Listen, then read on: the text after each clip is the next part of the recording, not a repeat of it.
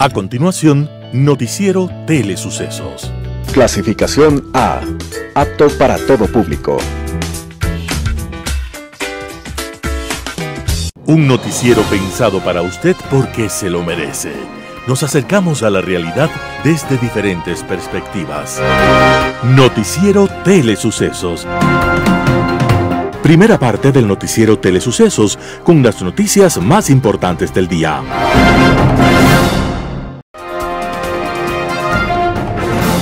Telesucesos no solo entrega en su programación de deportes un espectáculo, sino que impulsa, privilegia y exige a quienes participan que sean parte de los valores y méritos que el deporte encierra: esfuerzo, superación, perseverancia, respeto, solidaridad, compañerismo, disciplina, puntualidad, sana competencia, honradez en la cancha y fuera de ella.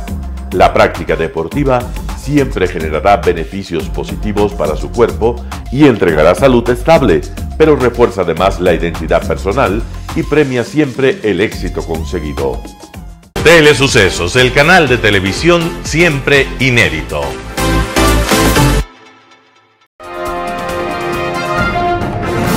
Un día como hoy. En el siglo XX, el más violento en la historia, luchar contra la muerte y el dolor se convirtió en un propósito urgente de algunos científicos. Uno de ellos, médico escocés, fue testigo de los sufrimientos de los heridos durante la Primera Guerra Mundial. Por eso, se dedicó a investigar cómo curar las infecciones y evitar penosas agonías en los enfermos. Esta era la especialización más mal remunerada en aquella época. Pero aquel médico, llamado Alexander Fleming, no buscaba su propio beneficio, sino aliviar el dolor ajeno. Y una tarde, en medio del caos de su laboratorio, encontró que un moho se había formado sobre unas plaquetas con agentes infecciosos. Su sorpresa fue mayúscula cuando observó que alrededor del moho no se habían reproducido las bacterias. Entonces, después de muchas investigaciones a lo largo de varios años, Fleming anunció su descubrimiento y con modestia dijo: "Creo que esta nueva sustancia puede ayudar mejor que las anteriores conocidas". En principio el mundo tomó con reservas la nueva sustancia, pero después quedó claro que la penicilina había venido para salvar vidas. Y aunque Fleming fue considerado como un héroe, él rechazó los honores y dijo: "Mi único mérito fue poner atención a algo en apariencia sin importancia, como una simple mancha de hongo sobre un cristal". Fleming estaba recibiendo el Premio Nobel de Medicina un día como hoy, 24 de octubre de 1945. Y desde antes, el mundo ya lo reconocía como el hombre que le ganó una gran batalla a la muerte y al dolor. Las principales noticias del día. Titulares. No posesionar a Juan Carlos Larrea como procurador del Estado. A paso acelerado, Ecuador busca allanar su camino a la Alianza del Pacífico. Fiscalía indaga desaparición de 55.000 quintales de arroz. Los editoriales serán de José Hernández y Correa no pudo con la prensa. Noticias internacionales. Deportes. Noticias del día. Piden no posesionar a Juan Carlos Larrea como procurador del Estado. Ricardo Venegas, el legislador nacional por Pachacutic, solicitó a Vigilio Saquincela, presidente de la Asamblea Nacional, no posesionar a Juan Carlos Larrea Valencia como procurador general del Estado, hasta comprobar si hay o no conflicto de intereses con su designación por ser accionista del Banco de Guayaquil. El designado, según el catastro de las entidades del sistema financiero de la Superintendencia de Bancos, consta como accionista del Banco de Guayaquil desde el 2009. Tiene una acción y el banco tendría 7.000 accionistas. Venegas, de la bancada de Pachacutic, indicó un proceso de fiscalización sobre la designación del procurador, realizada la semana anterior por el Consejo de Participación Ciudadana y Control Social, para lo cual solicitó al presidente de la Comisión de Justicia, a la que se pertenece, que llame lo más pronto posible a los consejeros Hernán Ulloa, María Fernanda Rivadeneira, Ibáñez Tupiñán y Francisco Bravo, quienes votaron a favor de la designación de la REA Valencia y explique si cumplieron o no con la rigurosidad que la recibe los documentos, así como acatar y respetar los principios rectores, requisitos, prohibiciones e inhabilidades del reglamento para la designación de la primera autoridad de la Procuraduría General del Estado, a través de la terna propuesta por el Ejecutivo. Paralelamente, el legislador nacional solicitó al presidente del Consejo de Participación, Hernán Ulloa, facilitar todo el expediente sobre el proceso de designación del Procurador General del Estado. A paso acelerado, Ecuador busca allanar su camino en la Alianza del Pacífico, con miras a ingresar a este bloque, el octavo más importante del mundo, antes que culmine el 22, y espera tener buenas noticias hasta el próximo 25 de noviembre, cuando se desarrolle la 17ª cumbre de la Alianza del Pacífico en Oaxaca. Para esto, esta semana es clave para las negociaciones, las cuales, según indicó el ministro de Producción, Comercio Exterior, Inversiones y Pesca de Ecuador, Julio José Prado, entrarán en su última etapa con la proyección de firmar el tratado con México, que desde finales de mayo pasado, cuando se desarrolló la última ronda presencial en Quito, se han ralentizado, dejando dudas e incertidumbre en el sector productivo nacional, sobre todo el camaronero, pesquero y bananero, los tres productos estrellas de la oferta exportable ecuatoriana, que hasta el momento no ha llegado a acuerdos para su ingreso a ese mercado como parte del acuerdo. Para esta última etapa en Ciudad de México, la semana pasada, el canciller de Ecuador, Juan Carlos Holguín, y el ministro Prado acordaron, junto con el secretario de Relaciones Exteriores de México, Marcelo Ebrard, la Secretaría de Economía, Raquel Buenrostro, y el subsecretario de Comercio Exterior de ese país, Alejandro Encinas, una hoja de ruta. La Alianza del Pacífico representa el 42.9% del Producto Interno Bruto de Latinoamérica y el Caribe, y el 45% de los flujos de inversión extranjera directa recibida en la región. Fiscalía indaga desaparición de 55.000 quintales de arroz. Los 55.000 quintales de arroz desaparecidos, correspondientes a la Reserva Estratégica para la Seguridad Alimentaria del país, llegó a instancias penales. La Fiscalía inició de oficio una investigación por el presunto delito del robo de bienes públicos. El fiscal del caso, Walter Jaramillo, la disposición vino de la fiscal general Diana Salazar.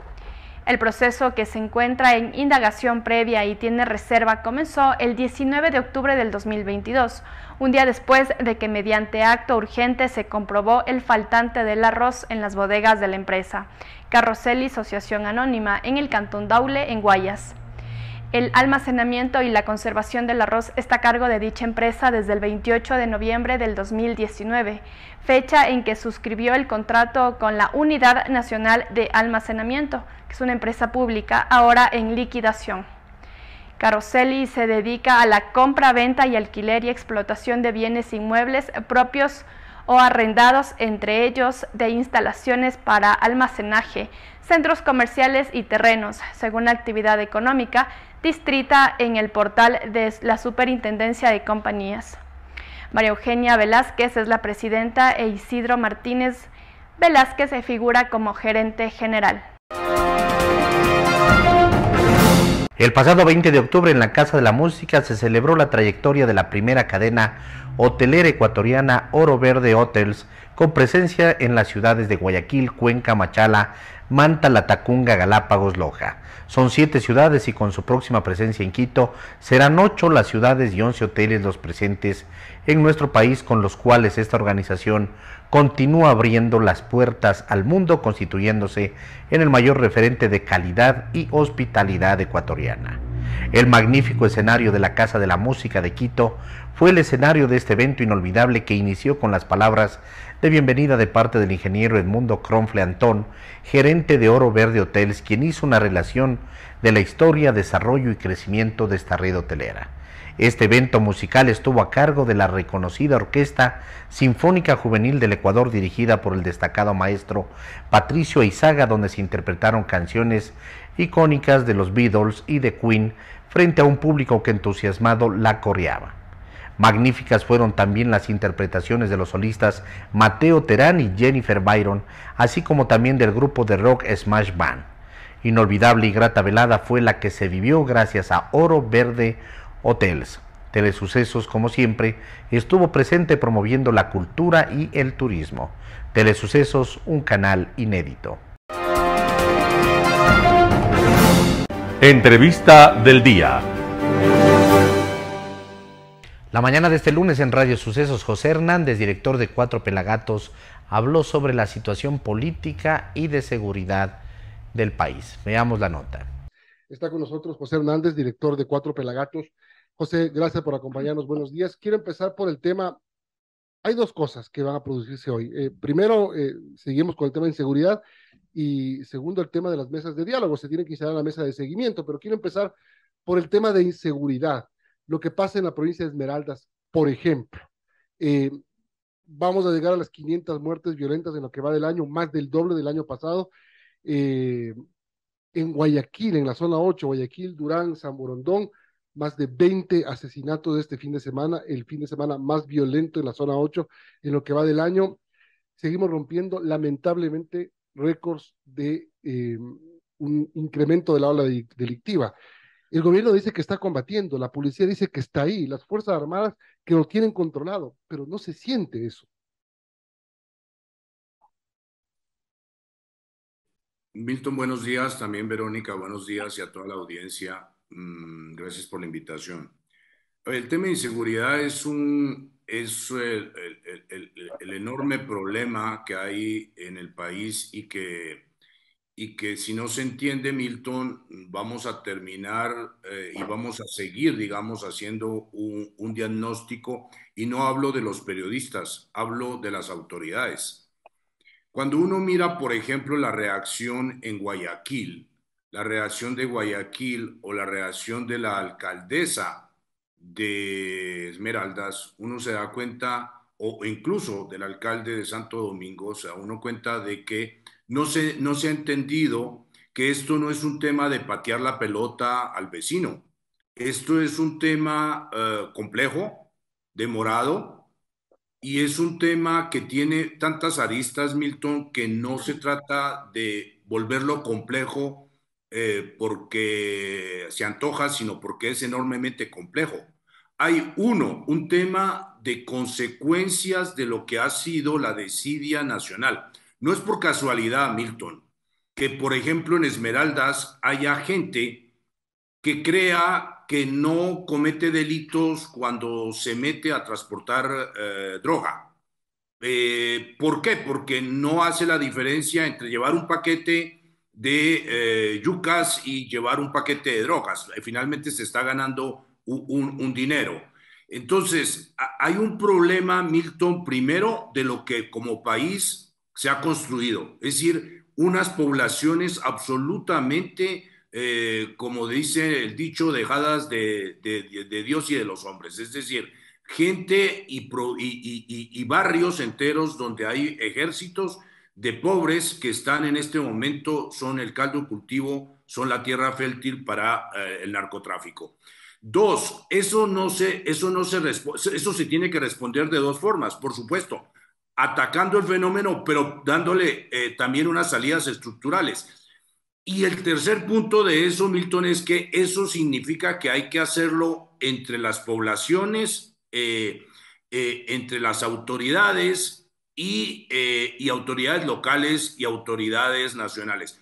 Mientras no se entienda que este es un fenómeno que hay que sentarse y que hay que coordinar y que hay que dejar de tirarse la pelotita y que hay que dejar de politizarlo, Milton, esto no va o la solución va a tardar mucho más. Ahora, justo en este momento estoy leyendo la orden de traslado, esto habría que confirmarlo, del coronel William Cade. No han pasado una semana de sus declaraciones y ya le están dando una orden de traslado. ¿A qué quiero ir con esto, José? A que las autoridades también tienen que darnos cierto nivel de confianza. Yo lo conozco al coronel Calle, me parece que es un oficial respetable, una trayectoria muy importante dentro de la Policía Nacional. Me parece que habla desde su sentimiento de ciudadano también, desesperado por lo que está pasando, pero al día siguiente mandan otro coronel para que ponga un paño tibio y le baje un poco la calentura a las declaraciones de Calle, que yo lo entrevisté, el coronel Cortés. Luego viene, hoy también lo entrevisté al general Le Boyer, que es el jefe de la Fuerza de Tarea Conjunta de Esmeraldas, y le desmiente a Calle. Dice que él no está de acuerdo con las declaraciones de Calle y que la policía tiene el control de Esmeraldas. Y luego viene la alcaldesa de Esmeraldas y dice, lo que pasa es que ni los policías ni militares que están en esta Fuerza de Tarea Conjunta se ponen de acuerdo. Es decir, una serie de declaraciones que las autoridades dan para que la opinión pública lo único que haga es sentirse más insegura.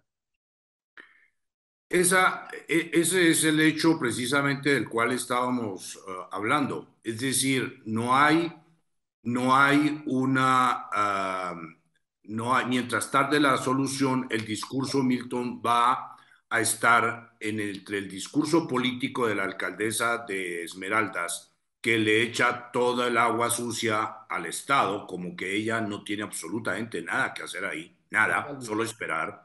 Eh, y, eh, y unas autoridades que quieren hacer un discurso en el cual también es mentiroso, porque dicen tenemos todo bajo control. Bueno, pueden decirlo. La realidad es que no, Milton, tú lo estás diciendo, la realidad es que no, estás contando muertos, estás contando situaciones complicadas, estás contando sitios donde la gente no puede ingresar y si ingresa lo hace pues corriendo graves peligros, incluso para informar. Entonces, hay una situación, Milton, que es lamentable. Trasladar al coronel Calle me parece un error, pero bueno, esos son las autoridades. ¿Por qué es un error? Porque lo que hizo Calle en sus declaraciones fue poner en la mesa todos los elementos de una sociedad compleja. ¿Qué dijo Calle? Entre otras cosas, dijo que había barrios pobres donde no había agua ni luz. Eso será mentira en Esmeraldas. Dijo que no había una cancha de fútbol. Eso será mentira. Dijo que en esos barrios no había centros de rehabilitación para drogadictos. Eso será mentira. Dijo que había chicos que en un momento dado tenían que decidir entre ser delincuentes o no, drogarse o no. Bueno, entonces es poner una cancha complicada, contar una realidad complicada y no volver esto un tema como el discurso oficial quiere convertirlo en un tema, decir tenemos el control, pero el control no se ve que lo tengan porque la situación es compleja y cuando hay un general o un coronel que pone la situación sobre la mesa, lo trasladan. Entonces, me parece un error. Son las 8:51, estamos conversando con José Hernández, director de Cuatro Pelagatos. José, buenos días. Y bueno, quisiera parafrasear una parte de su artículo que publica en Cuatro Pelagatos, porque dice, el coronel Calle no lo dice, pero da a entender que el país cosecha la desidia sistemáticamente administrada y durante décadas en Esmeraldas. Eso sería el resumen de lo que está pasando en Esmeraldas, en donde hay zonas donde el municipio, el Estado, no existen prácticamente. Por supuesto, Verónica, por supuesto que es eso, a ver, los que hemos estado alguna vez en Esmeraldas, o algunas veces, pues no sé si alguien que te ha dado vueltas en Esmeraldas no ha estado incómodo en algunos sitios, incómodo por muchas situaciones, incómodo porque ve demasiada miseria, incómodo porque se siente inseguro, incómodo porque uno piensa que hay poblaciones que no merecen, pues ninguna población merece vivir como ciertas poblaciones en Esmeraldas viven. Entonces, por supuesto que ha habido una desidia, Verónica, cultivada, por ejemplo, en este caso, por el MPD, porque han sido autoridades muchas veces en Esmeraldas. ¿Qué han hecho por esa ciudad? ¿Qué han hecho? ¿Qué han hecho? Ahí está el resultado, ¿no? Entonces, estos que dicen ser en contra del sistema, ¿no? ¿Qué han hecho por su población? No han hecho, que han usufructuado del discurso populista y de la pobreza. Entonces, por supuesto que Esmeraldas en ciertas zonas, y diría en promedio, esa ciudad es el resultado de una desidia de autoridades locales, de autoridades nacionales, de las élites, de todos los sectores de la sociedad. Por supuesto que sí. Dicho de otra forma, los ejércitos de pobres que en este momento contrata o obnubila o deslumbra el narcotráfico con armas y con dinero. Esos chicos que son chicos, en Colombia se llamó la generación no futuro, ¿no? Y está la película ahí, Rodrigo de... Bien, esos chicos también existen en Ecuador. Son chicos que llegado a cierta edad no saben, o sea, el futuro, ¿cuál futuro? No tienen formación, viven en situaciones absolutamente complicadas, deleznables. Entonces, por supuesto, Verónica, lo que estamos cosechando como sociedad es parte de la desidia que el país ha cultivado y que entre todos se ha cultivado en el plano oficial y en el plano privado, por supuesto que sí. Ahora, el presidente Lazo ofrece y me parece que también hace gestiones las que se pueden hacer para buscar combatir y enfrentar a una guerra que parecería desigual. Parece desigual hasta en número de irregulares que andan por las calles más armados que la fuerza pública ecuatoriana. Incluso hasta plantea cosas en una consulta popular. Pero, por ejemplo, la primera pregunta de la consulta que tenía que ver con ese trabajo cohesionado entre Fuerzas Armadas y Policía, y ya la descartó la Corte Constitucional.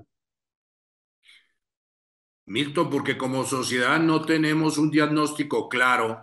Primero, la sociedad se ha mentido muchísimas veces. Recuerda tú que desde hace años que algunos hemos denunciado que el narcotráfico existe en el país, y estoy hablando algunos años 20, no 3, ¿no? Algunos que hemos dicho, ¿no? Yo en Vanguardia, Milton, hicimos una nota en el 2009 diciendo Ecuador pierde el norte, perdió el norte. Y eso era contando todas las mafias que había ya en ese momento en Esmeraldas, en San Lorenzo. Ahora dicen que hay vacunas, no, pues si en esa época ya había. Claro. Ya había vacunas, pues ya había mafias, había corredores. El país se ha contado muchas mentiras, Milton, muchas mentiras. Y como no aterriza el país, ahora el deporte es decir que el gobierno tiene que hacerlo todo y todo ya. Pero resulta que no es así, no va a ser tan automático. El gobierno entiendo que está trabajando, el presidente mostró un plan de seguridad, entiendo que hay una relación estrecha con Estados Unidos, con Inglaterra y con Israel para traer tecnología, y todo eso se está haciendo mediante un préstamo que el propio Estado israelí va a otorgar. Entonces, se están haciendo las cosas, pero claro, no son automáticas. Pero el país, como país, ha perdido tiempo. Como país, no es el gobierno de Lazo el que ha perdido tiempo, es el correísmo, es los gobiernos anteriores. Todos los gobiernos perdieron tiempo, dejaron instalarse. Primero, una miseria galopante. Y segundo, unos mecanismos y bandas de narcotraficantes y otro tipo de bandas en el país, sin que se hubiera puesto coto a eso, sin que se hubiera, por ejemplo, Milton, dado una solución al tema de la justicia.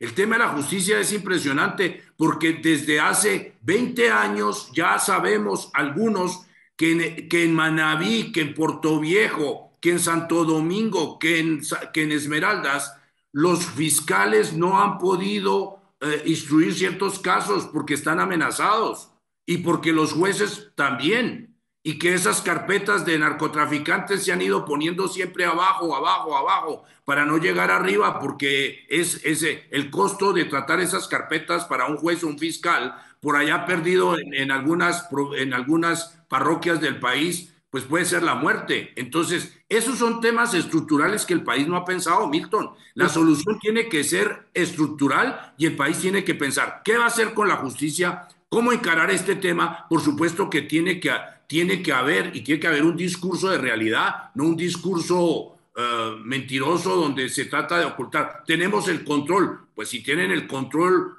¿por qué hay tantos muertos y por qué hay tanta violencia en el país? Eso no se puede tratar así, Milton. Ese es un problema. Otro problema es que creo que habría que bajarle un poco el tema político al tema de inseguridad, a la situación de inseguridad. Peor ahora que vamos a empezar una campaña electoral donde seguramente nos ofrecerán el oro y el moro. Pero ya escuchamos a todos los alcaldes, cuando uno le entrevista sobre el tema de inseguridad, decir esto: yo les he dado patrulleros, les he dado motos, les doy comida, les doy colchones, les doy agua, les doy gasolina, son unos grandes buenos samaritanos que lo que hacen es estar sacándonos en cara lo que deben hacer por obligación además. Milton, el tema de la inseguridad, hemos visto el costo, por ejemplo, en la relación con el Estado y Guayaquil, el gobierno de Guayaquil, porque la señora Cintia Viteri todos los días ha politizado ese tema, lo sigue politizando. La semana pasada dijo que había un plan, que una empresa privada, es que ya es tan ilógico todo esto, o sea, una empresa privada, por supuesto que le va a hacer un plan por si tiene ahí un negocio, es evidente que le entregue un plan, es como ir a hacer una proforma para comprar un carro, pues. Es que sí, es lo mismo, pues. Entonces le va a entregar un plan, pues, o sea, le podrá entregar un plan, no sabemos cuál plan y cuándo se lo va a entregar, o si ya se lo entregó, no lo ha mostrado. Pero Milton, eso no se soluciona así, eso es realmente de una enorme chambonería, es de un enorme populismo. Mientras no se entienda que la inseguridad es un tema que ataca a todos los ciudadanos y que debe haber una visión nacional, una coordinación entre autoridades y una coordinación logística, que es lo que el plan de seguridad, tengo entendido, está planteando, pues mientras no haya eso, evidentemente que las ventajas que tendrá la violencia en el país van a ser mayúsculas. Bueno, qué complejo y además todo ello podría tomar mucho tiempo, José, quizás eso del tiempo que no se tiene ahora, dada la urgencia de todo lo que está sucediendo. Verónica, si uno mira los países como México y Colombia, la violencia va a continuar. ¿Qué es lo que se puede esperar? Morigerar esa violencia. ¿Qué es lo que se puede esperar? Pues con inteligencia desbaratar grupos antes de que actúen. ¿Qué es lo que se puede esperar? Por supuesto se tiene que esperar, bueno, en algún momento que el narcotráfico no sea el negocio que es hoy. Pero bueno, mientras es un negocio tan rentable, con tal cantidad de dólares que pueden corromper a quien quieran, más o menos, a quien quieran, y pueden comprar las armas que se les antoje, y pueden generar un ciclo de violencia infernal. Hay que entender que son grupos pequeños, se mueven muy rápido frente a las fuerzas militares o de policía, y todas estas fuerzas de policía y militares que no tienen todavía un servicio de inteligencia unificado. El país ha perdido enorme cantidad de tiempo. Mientras el país no entienda que ese tiempo lo han perdido los gobiernos, todas las autoridades, todas. Aquí no hay cómo dejar al margen algunas. Aquí no hay cómo los social cristianos venir a hacer moral al país, ni dar lecciones, porque en los barrios más pobres de Guayaquil, que ellos han gobernado durante casi 30 años, ahí hay miseria. Y esos jóvenes no tienen futuro y están buscando un futuro mediante las armas y el dinero que les da el narcotráfico. Por supuesto, extraviado ese futuro. Por supuesto, fatal. Muchos van a morir en eso o van a matar. Pero esa es la realidad. Aquí no hay cómo lavarse las manos. Que se lave las manos los social cristianos, el MPD, cualquier otra facción o grupo político es inaudito. Y que aquí se pretenda decir que alguien tiene la solución mágica es otra mentira. Esto va a funcionar, va a morigerarse, pero eso requiere tiempo y sobre todo requiere un discurso que sea de realidad y una coordinación que sea de todos sin que ese tema se pueda politizar. Son las 9:02, tenemos que terminar, pero solo me quiero robar un minutito más para comentar esto que dije al principio, la mesa de coordinación entre el gobierno y el sector indígena tenía que instalarse la semana pasada, no hubo coordinación para la mesa de seguimiento, quise decir, a los acuerdos. Ahora es una oportunidad importante porque lo que se firmó, pero tiene que ser ejecutado y ahí está la prueba de fuego. Milton, lo que se firmó, pero yo no sé si se firmó sabiendo qué es lo que toca hacer, porque aquí cuando se firmaron muchas cosas no dependen todas del Ejecutivo, dependen muchas de la Asamblea y también dependen, el Ejecutivo no sé si todo lo tiene claro, yo no lo sé, pero leyendo esos acuerdos, ¿no? Esos 218 acuerdos que dice el ministro de Gobierno que hay, pues sí quedan muchas interrogantes sobre la capacidad de cumplir con todo y sobre todo sobre la pertinencia de cumplir con todo, Milton, porque hay cosas en las cuales el Estado cedió y eso puede ser también motivo de acciones de protección o de demandas en la Corte Constitucional. Algunas cosas no se entienden por qué un grupo de ecuatorianos que al parecer tiene corona van a ellos a doblegar al Estado, a hacerle cumplir cosas que van en detrimento de otros grupos. Y eso me parece, Milton, y que pueden también ir a favor, pero nadie les comisionó para que ellos representen al pueblo ecuatoriano. Entonces me parece, Milton, que esa mesa de seguimiento se abre como una caja de Pandora y ojalá que el país salga bien de esa caja de Pandora. No me parece que todo está ni tan claro ni que es tan expedito como se quiere hacer creer. Bueno, ojalá que vaya bien por el bien del país y por la paz sobre todo, porque vivir con esa amenaza, esa constante amenaza de que si es que no se logra esto, paro. Entonces tampoco podemos vivir los que no tenemos nada que ver amenazados.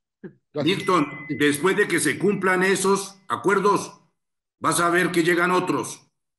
Eso, pensar que va a haber paz para siempre porque el señor Issa firmó este acuerdo, no. El señor Issa tiene un programa político. El que no lo quiera leer así, bueno, eso es su derecho. Pero sí sería bueno, ¿no? Que, por ejemplo, el ministro de Gobierno leyera Estallido para que viera que el señor Issa no está y no es favorable a unas reformitas del sistema. Él quiere destruir el sistema, lo escribe en forma clara. Es que no hay cómo agradecerle más al señor Issa su sinceridad, pero tampoco hay cómo no criticar la ceguera de algunos, como el ministro de Gobierno, que no quieren leer y que persisten a pensar que ese acuerdo va a traer la paz al país. No es así, Milton. Ese acuerdo se firmará, Issa avanzará y sus amigos y el señor Issa vendrán por otras y por nuevas reivindicaciones, así, porque esa es su visión. Eso es respetable, esa es su visión, pero hay que tenerla en cuenta. Así es, gracias, José. José Hernández, director del portal Cuatro Pelagatos. Buen día. Un panorama de noticias para su estatura intelectual.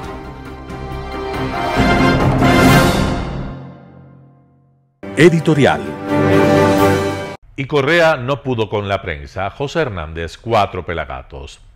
Los políticos enemigos de la libertad de expresión han aumentado en el país y las reformas a la ley de comunicación que pretendían devolver al Ecuador a su peor momento en ese campo que se vio entre 2013 y 2017 no pasaron por un pelo el jueves 20 de octubre. Así, si nada cambia, el próximo 2 de noviembre el veto presidencial al proyecto aprobado por el correísmo, los mal llamados rebeldes de Pachacutic y la izquierda democrática e independientes, entrará en vigencia por el Ministerio de la Ley. El presidente Lasso podrá decir entonces que cumple exitosamente una de las más sentidas propuestas de su campaña. No habrá tirado la ley mordaza al basurero de la historia, como dijo en la campaña en 2017, pero casi. Lenín Moreno hizo parte de la tarea en 2018 al haber eliminado el régimen sancionatorio y la Supercom, verdadero tribunal de la Inquisición que durante años persiguió a medios y a periodistas. Guillermo Lasso, apenas instalado en Carondelet, quiso ir rápido a ese tema, derogó el reglamento a la ley de comunicación y al día siguiente envió a la Asamblea una nueva ley de libertad de expresión y comunicación con apenas 14 artículos. El espíritu de esa ley era, según dijo, defender, promover y garantizar las libertades de expresión, comunicación y de prensa. Tras el suyo en la Asamblea proliferaron proyectos en ese sentido. El propósito de algunos era no solo contrarrestar el proyecto presidencial, sino devolver la máquina del tiempo, es decir, reponer todos los retrocesos que habían sido criticados por relatores para la libertad de expresión de la OEA y otros comisionados. Por eso, a pesar de los esfuerzos de la socialcristiana Marjorie Chávez, que articuló un proyecto que fusionaba el proyecto presidencial y la jurisprudencia internacional, en julio de este año la Asamblea aprobó un informe, llamado entonces de minoría, promovido en particular por el correísmo y parte de Pachacutic, en el cual se introdujeron atentados evidentes a la libertad de expresión y de prensa. De ahí surgió el veto presidencial que la Asamblea no zanjó el pasado jueves. El 2 de noviembre, si nada cambia, Lasso podrá reivindicar un logro incontestable por la libertad de expresión y también el de su estrategia de veto mixto, 17 objeciones enviadas a la Corte Constitucional y 34 a la Asamblea, muy poco compartido por los defensores de la libertad de expresión. Una mayoría de colectivos pidió en efecto vetar totalmente las reformas impulsadas en particular por el correísmo, una estrategia que no compartió el presidente, pues pensaba que podía vetarla parcialmente, imponer su reforma y sellar este tema. Los hechos le están dando la razón. Un veto total facultaba al correísmo y a sus aliados a volver a poner esta reforma sobre el tapete en un año.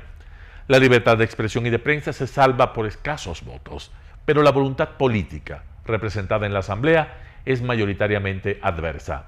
Y esta ley se convierte, en los hechos, en el termómetro de la creciente y cada vez más voluminosa corrupción de la sociedad política.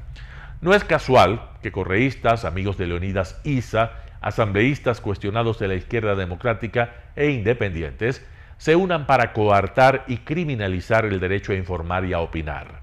Muchos de ellos han aprendido de Rafael Correa, que considera hoy, con más fuerza que durante sus gobiernos, que la prensa es su gran enemigo, el mayor opositor que se topó en su administración corrupta y que contrarió sus anhelos de permanecer en el poder y nunca devolverlo. Correa sabe que no fue la política ni los partidos los que pusieron coto a su autoritarismo, y que en ese engranaje que creó para concentrar todos los poderes, un elemento le falló: controlar la prensa y la opinión. Por eso habla con tanto encono, porque el odiador es él, de la prensa y de aquellos que en redes sociales lo señalan sin ambajes. Correa amaría ser como Putin o como Xi Jinping, aunque tiene la nostalgia de no haber podido controlar y amaestrar a la prensa y a la ciudadanía. Logró tener de su lado, como recomienda Gramsci, buena parte del aparato cultural del país, pero no pudo controlar a la prensa, aunque la persiguió con particular saña. Y fue la prensa la que dio a conocer las enormes raterías que se cometieron durante su gobierno. Se entiende que él y gente que perdió el alma, como Marcela Holguín, siguen intentando volver al oscurantismo medieval. Por ahora, en ese punto al menos, se seguirán rompiendo los dientes. José Hernández, Cuatro Pelagatos.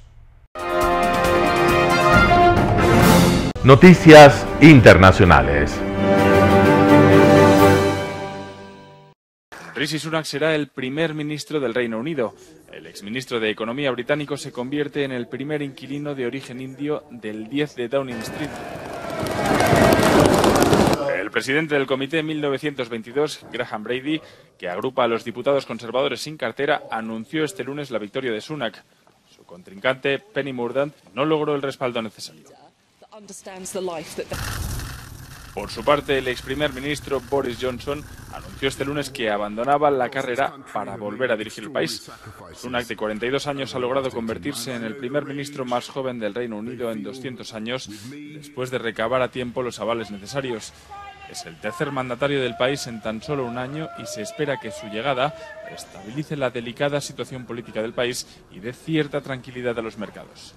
Procedente de una familia de clase media alta, Sunak estudió filosofía, políticas y económicas en la Universidad de Oxford y trabajó en el banco de inversión Goldman Sachs.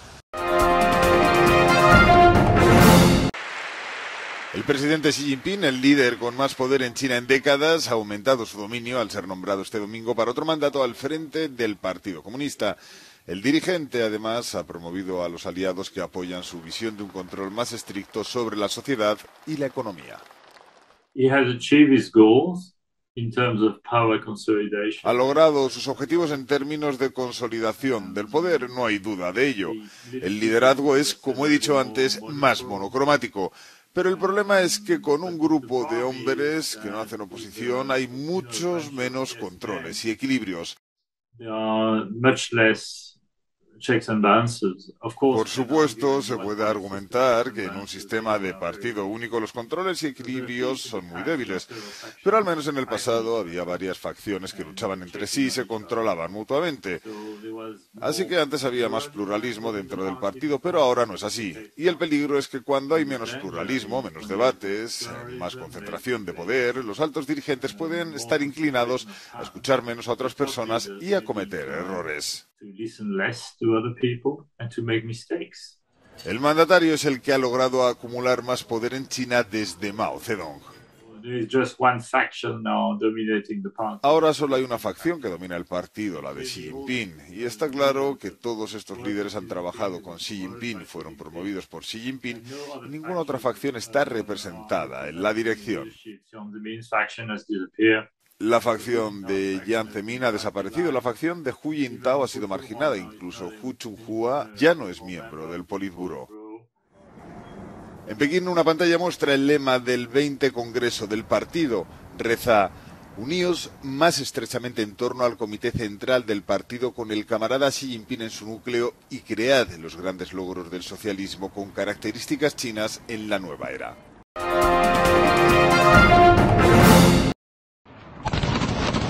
La batalla por Jersón, en el sur de Ucrania, parece estar llegando a un momento crítico. Esta ciudad ha estado bajo control ruso prácticamente durante los 8 meses de guerra, pero ahora las tropas ucranianas amenazan con inmovilizar a las tropas del Kremlin a lo largo de la orilla oeste del río Dnieper. Según el Estado Mayor ucraniano, las fuerzas rusas se habrían retirado completamente de los pueblos de Shkalov y Sharivne, en el oeste del óblast de Jersón. El alto mando ucraniano también asegura que las autoridades nombradas por Moscú están deportando a la fuerza a la población ucraniana de la zona, bajo lo que ellas llaman una evacuación de emergencia. Reporteros del grupo público France Télévisions han seguido a personas que se reunían para cruzar el río Dnieper. El coche, las cosas de toda la vida, no queda nada, decía esta mujer a los reporteros franceses. La mayoría de los entrevistados dijeron que apoyan a Rusia y que no fueron obligados a abandonar Jersón. En Kharkov algunas calles han quedado sumidas en la oscuridad tras las agresiones rusas contra la infraestructura energética. Las autoridades se apresuran a reparar las infraestructuras destruidas mientras los civiles buscan alternativas para seguir viviendo a medida que se acerca el invierno. Andrei Ovcharenko explica las consecuencias de estos cortes eléctricos. Cuando se corta la electricidad, no todas las tiendas funcionan. Las que funcionan son solo las que aceptan dinero en efectivo y las que tienen un generador personal. El presidente ucraniano Volodymyr Zelensky ha pedido a los ucranianos que limiten el uso de la electricidad para acostumbrarse a la nueva estrategia del ejército ruso de atacar las principales redes eléctricas del país. La pandemia de cólera que vive Haití tiene a los equipos médicos de todo el país desbordados. La escasez de combustible y el control que ejercen las violentas bandas ha dejado aislada gran parte de la isla y sin acceso a tratamiento. Hasta la semana pasada, el Ministerio de Salud había registrado 33 muertes por cólera y 960 casos sospechosos, una cifra que UNICEF considera muy por debajo de la realidad. Los principales afectados de esta pandemia son los niños, cuyos sistemas inmunológicos están debilitados por la desnutrición, un problema que, según la ONU, afecta a casi la mitad de la población.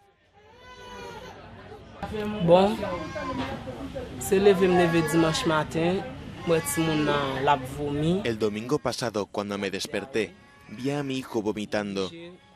Tenía diarrea, lo que me obligó a llevarlo a un centro cercano a mi casa. Pero no había ningún médico que lo atendiera.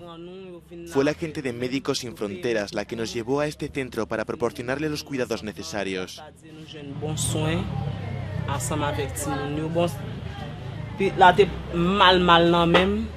Afortunadamente, por el momento, la salud de mi hijo ha mejorado.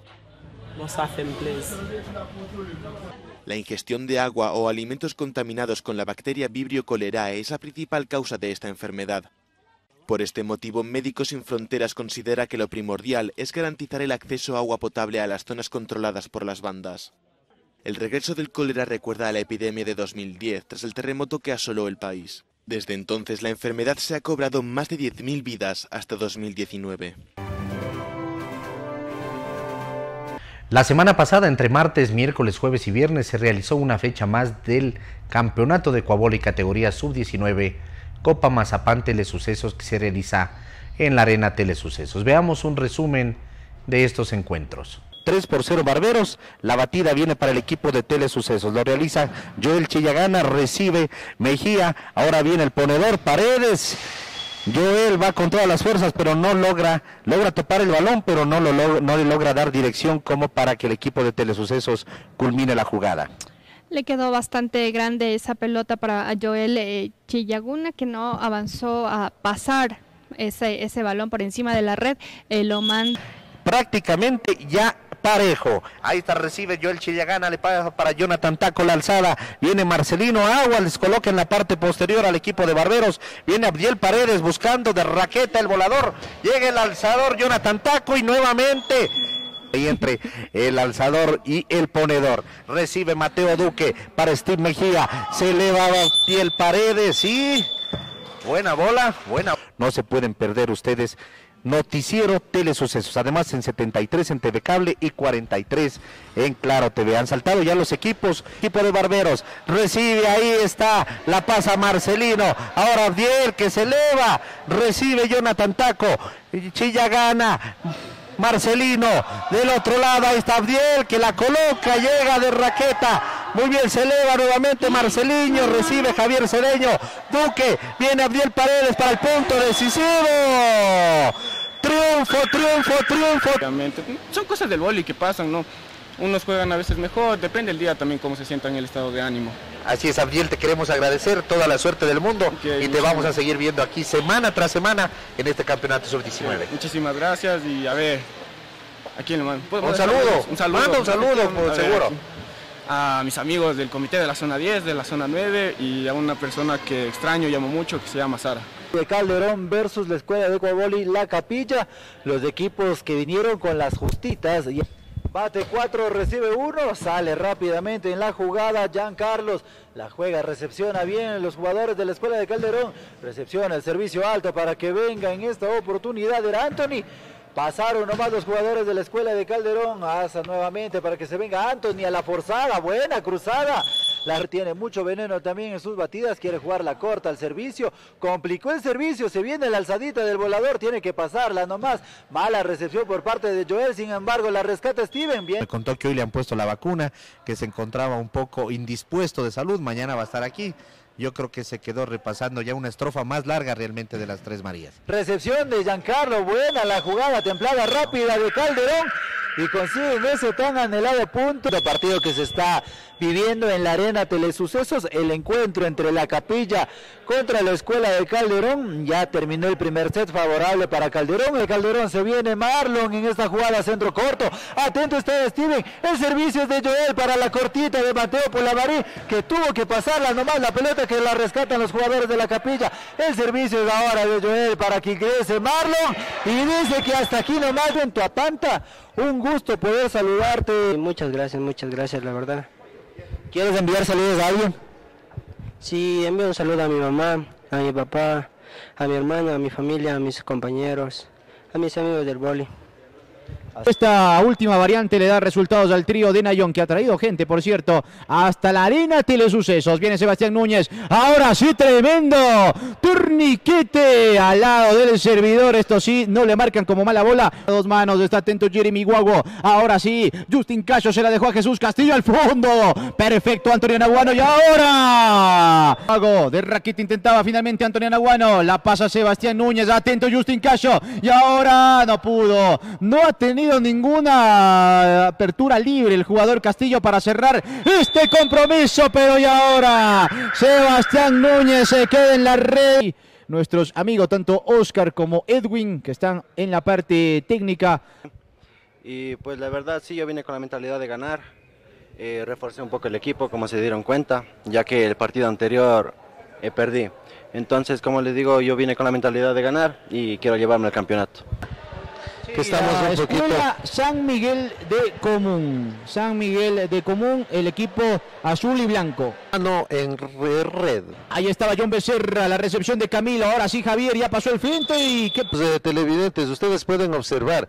Es fácil darse cuenta que es agarrada. Se queda mucho tiempo en las manos. Quiere hacer el famoso ascensor y el juez le dice no, como el mago oscuro. No vale esa bola. Y señores, allá se la deja finalmente John Becerra para que aparezca Brian Cadena al fondo. Cortita la dejaba para que aparezca finalmente el jugador Franklin. Y ahora Javier se elevó hasta el cielo. Pero está atento finalmente Christopher Juiña. La levanta John Becerra. Ahí está haciendo el saltito. No sé qué está buscando, qué trae en los bolsillos.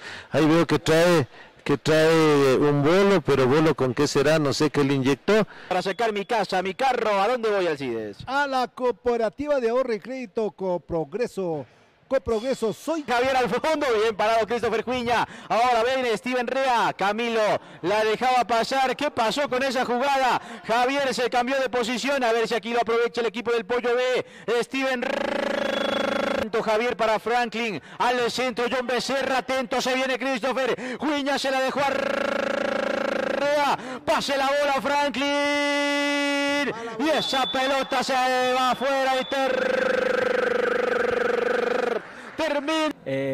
Sí, fue agradable, también, o sea, concentración para poder llegar al máximo y así no hacer que el partido se esfuerce un poco. Un placer, un gusto poder acompañar a Kevin en esta tarde de Ecuavoli. Bloque Vara, la batida perfecta por parte de David Vega, la recepción de Adrián Celi, Cóndor al servicio, ahora Jair Bautista al fondo, lo descabeza, bien Soledispa, ahora pásela Henry, atento Jair, Bautista le sirve Cóndor, Bautista, solo una bombeadita, estuvo atento Vega, ahora sí se mandó el ataque, Soledispa, se eleva hasta el cielo, al fondo y esa pelota, no vuelve y esto termina aquí en la Arena Telesucesos. Quinto bate y sale, 14-6. Yo hasta ahorita no he visto ningún equipo que al primer bate y sale gane el partido. Le cuesta siempre cerrar el marcador. Allá atento Vega, le quedó Alex Cocha al servicio, se eleva finalmente Soledispa, qué tremenda y ahora sí. Termina. Obviamente aquí siempre nosotros le damos a conocer al público, justamente a los protagonistas. Full apoyo sí para venir, pero nosotros también, así como no tuvimos así nada de diálogo con nuestros compañeros, todo eso. Muy bien. También nos tocó con un partido duro también, y nuestro primer partido aquí también a jugar. Negras, muy parecida a la del famoso Flamengo, el Mengao de Brasil, para que la gente lo pueda reconocer, mientras que la escuadra del Pollo A, pero le falta marcar más puntos, Jessy. Le falta concretar nomás y también quizás que el esférico pueda pasar de mejor manera a la red, porque siento también que lo hacen con las justas hasta el momento. Otro tema también que quería comentar era sobre el tema. Ahora se la dejó a Tituaña, sin tanta referencia, pero está atento Barrino. Ahora sí Mateo Arroyo le sirvió a Vizcaíno y con la veña de la red termina el primer 15 al 11 para la escuadra de Fedelín, y eran más por errores propios que por virtudes del rival. Eso tendrá que mejorar la escuadra del Pollo A. Se la dejó al Mati Vizcaíno al fondo, bien parado finalmente el jugador de la escuadra del conjunto del Pollo A. Y ahora tremenda manotazo por parte que venimos gracias a Ercibel Spa. ¡Uy! ¡Se terminó! ¡Se termina! Más me dicen el ok y ahí sí, todo listo. Bueno, la verdad es que como todo en el vóley se juega, a veces se pierde, se gana, se suben o se bajan. Eso depende del equipo, nosotros nos confiamos mucho. Mi equipo empezó a servir un poco mal, yo me quedaba en la red y nos faltaba más confianza.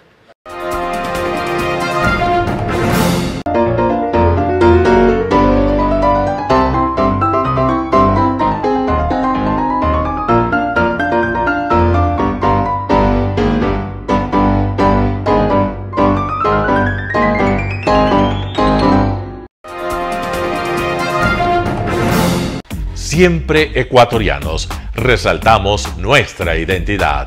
Arena Telesucesos es una importante y funcional edificación cubierta dispuesta para la práctica y desarrollo de eventos del Ecuavóley. El noticiero Telesucesos es retransmitido de lunes a viernes a las 7 horas por Radio Planeta Sur 106.1 FM de la ciudad de Loja. Noticiero Telesucesos.